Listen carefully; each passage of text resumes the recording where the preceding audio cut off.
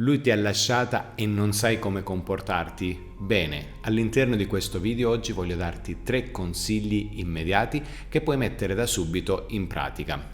Io sono Domenico Iapello, sono un Love e Life Coach formato in PNL ormai dal 2011. Inizio subito col dirti che il primo punto, il primo elemento di cui voglio parlarti è la consapevolezza, o meglio, la consapevolezza che dovrà essere lui a lottare per riaverti, un po' come ho già anticipato nel titolo appunto di questo video. Dovrà essere lui a lottare per riaverti. Molto spesso le persone che arrivano da me, la prima cosa che mi dicono è: Domenico, dimmi cosa fare per riconquistare il mio ex.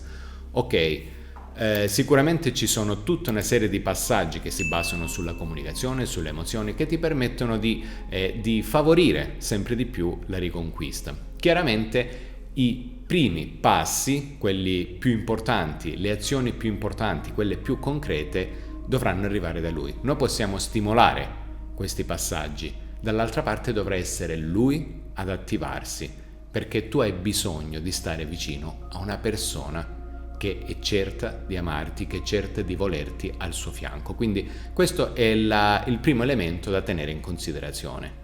Bene, nel frattempo che questo avvenga, quindi come ci siamo detti al primo punto, quello che dovrai fare, quindi come secondo elemento integrante di questa fase, è il miglioramento personale. Quando parlo di miglioramento personale non intendo quello che molto spesso leggi lì fuori sul web, che ne so, fai in palestra, pensa a te, truccati, esci con le amiche, eccetera, eccetera. No, queste sono cose che vanno già fatte, cioè sono cose che non bisogna consigliarle, perché comunque sono già insite che la persona debba farle e fanno parte della piramide di Maslow dei bisogni primari, quindi dall'alimentarsi bene al trattare bene il proprio fisico, il proprio aspetto e quant'altro, eccetera, eccetera. Quando parlo di miglioramento personale, io mi riferisco a quello che è l'aspetto emotivo e l'aspetto legato alla comunicazione. Sono 2 elementi sui quali dovrai concentrarti, in maniera concreta nei prossimi giorni, nelle prossime settimane. Ti basterà in questa fase, per non dilungarci in questo video, su un foglio di carta scrivere quali sono le emozioni che in questo momento ti disturbano e metterle in una scala di importanza, di rilevanza, ok? Da quella che ti disturba di meno a quella che ti disturba di più. Idem per quanto riguarda la comunicazione. Cosa non riesci a comunicare bene all'interno di una relazione, dopo che è finita la relazione, eccetera, eccetera. Quindi tutto quello che hai fatica ad affrontare in termini di emozioni e di comunicazione. Questo è il secondo importante passaggio. Il terzo e ultimo passaggio è quello di generare una sorta di mistero, soprattutto nella fase successiva al secondo punto, come ci siamo detti poco fa, generare una sorta di mistero che può tornarti soltanto utile. Molte persone cercano di fare delle azioni concrete verso l'altra persona affinché l'altra persona torni indietro sui propri passi, ok? Fin qui ci siamo. Possiamo veramente applicare delle cose in termini di comunicazione, in termini emotivi, che possono favorire il ritorno, la riconquista.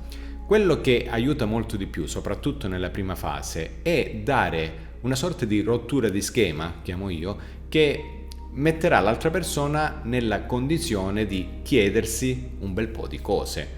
Per chiedersi un bel po' di cose dovrai per un attimo sparire, un po' come se fosse un gioco di magia, no? Semplicemente.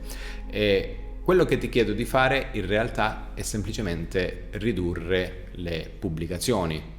Quindi apro e chiudo parentesi, non mi riferisco al classico no contact dove non devi farti sentire per 30, 40, 60, 70, 100, 200, no, scherzo.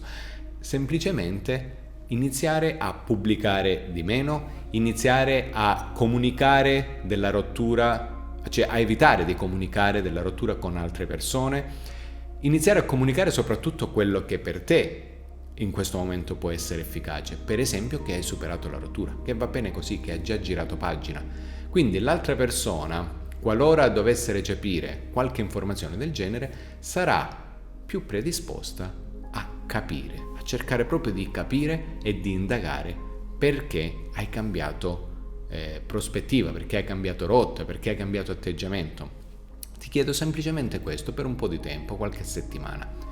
Dopo di ciò, se hai bisogno, sono disponibile per aiutarti, ti basterà semplicemente visitare il mio sito web, troverai tutto in descrizione, troverai anche il numero di supporto WhatsApp. Ad ogni modo io faccio il tifo per te. Se questo video ti è piaciuto ti chiedo solo un like ed iscriviti al canale se non l'hai fatto e ci ritroviamo nel prossimo video. Ciao!